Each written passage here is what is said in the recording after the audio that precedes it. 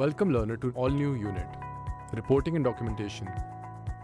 Skills covered are reporting and documentation requirements, accidental reporting, reporting of defective tools. Welcome learner to an all new unit after performing leveling and alignment and balancing. It is also important to record information in an understandable and useful manner. That is what this unit talks about.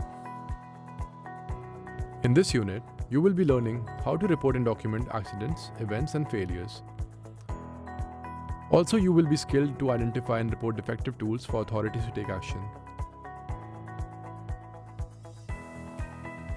So let's kickstart the lesson. Before embarking on your new lesson, here's a quick activity for you. Suppose you met with a serious leg injury at the workplace due to a defective machine tool. How will you describe the incident to the management? Choose any one of the options to submit your response. Option 1. Write a letter to the management describing how painful the injury is. Option 2. Report the incident by exaggerating the injury to extract compensation. Option 3. Report all the facts about the incident and information about the defective machine tool. Option 4. File a legal court action against the management for poor equipment.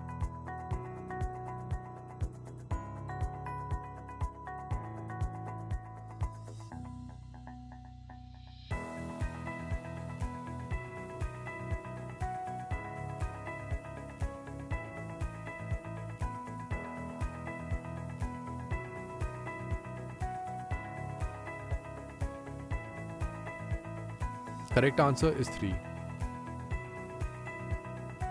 Section 1. Documentation for health and safety. In the first section of the module, you will learn how to report accidents and incidents properly. Also, you will be trained to escalate the issue efficiently. It is of utmost importance to inform about the accidents and incidents straight away, irrespective of the impact of it. Even if it's a minor injury or no harm to anyone and you believe it is not worth reporting, still documentation is needed for the incidents. Reporting and documentation are necessary for several reasons. Reporting helps in rectifying the situations and avoiding such future incidents. If any occurrence leads to a loss of time or a long-term leave, and to the affected needs to claim compensation, proper documentation helps in receiving the appropriate approval. For legal reasons, the accidents leading to the fatal injuries or even the demise of a worker must be reported. Any major accidents that include the disintegration of a building or a major structure failure, bridge, tower crane, hoist, temporary construction support system, or any excavation of the incident that includes the major release of a dangerous material. Your responsibility requires you to be aware of potential hazards and correct reporting process. If you notice a potentially hazardous situation, you must report it immediately to management and fill out the appropriate forms. Hazard reports can take several different forms, like the list displayed on your screen. Always report an accident to the management immediately. There should be a form at each workplace that you, for the person involved, and any witnesses can fill out where possible. Otherwise, it can be completed by a health and safety representative, HSR if necessary. The form should cover the following areas. What was the event that occurred, which required this report to be completed?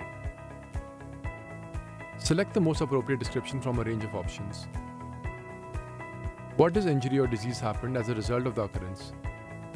This section asks for a description of what was done to treat the injury or disease. Tick off which parts of the body were affected as a result of the occurrences. What caused the person to be injured or acquire a disease? This could be a piece of machinery or other hazardous material, for example. How was the source listed above actually responsible for the injury? This asks a series of questions that seek to find out why the person has been injured or has acquired a disease. This checklist makes sure that everyone who should have been contacted regarding the matter has been contacted and asks whether appropriate action has been taken by the authorities.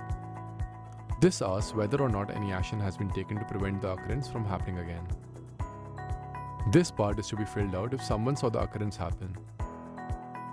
It is essential if any sort of legal action is to be taken. In the last phase of this section, we will learn how to file reports and documents. In completing the documentation effectively, follow the established pro forma. It is important to make sure that regardless of reporting format, all information is recorded in a manner that is displayed on your screen. Now let us check your understanding with the help of following questions. Question 1. We should do proper documentation of every accident. True or false?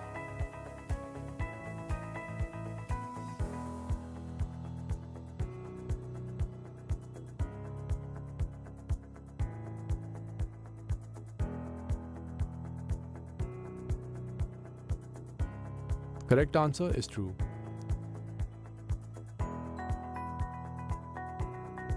Question 2. Name any two forms of hazard reports.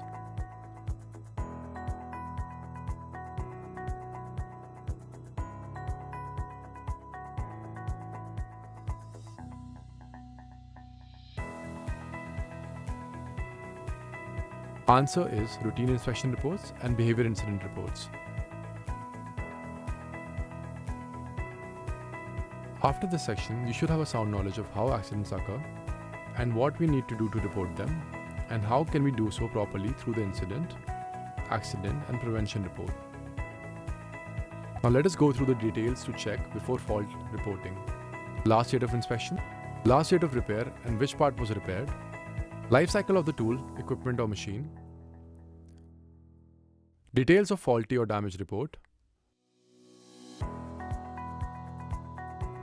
name of the tool or machine, registration details, who does the inspection of the tool, trouble from defective tool, defective part name or number, remedial action, process affected due to faulty tool, report how the tool is functioning, report about limits, fits and tolerances,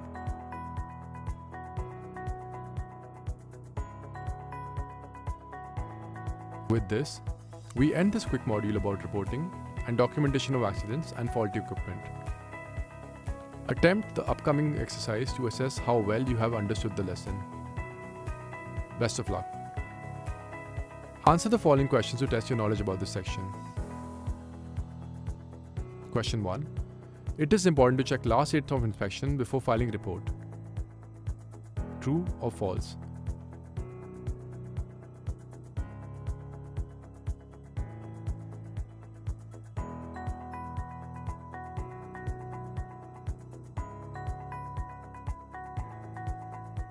Correct answer is true. Question 2. You must not include the source of injury in your reporting. True or false?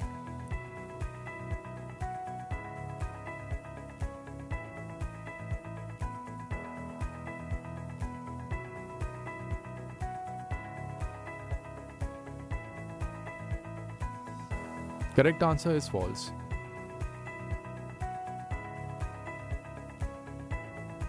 Question 3. Registration details of the machine is a part of reporting. True or false?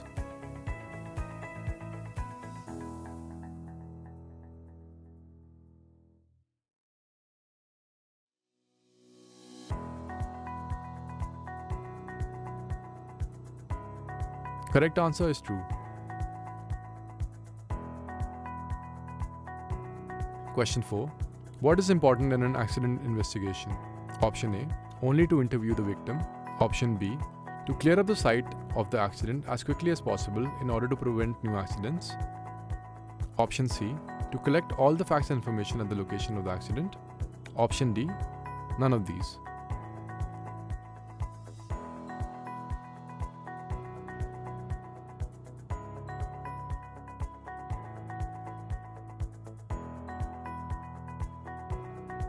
Correct answer is option C.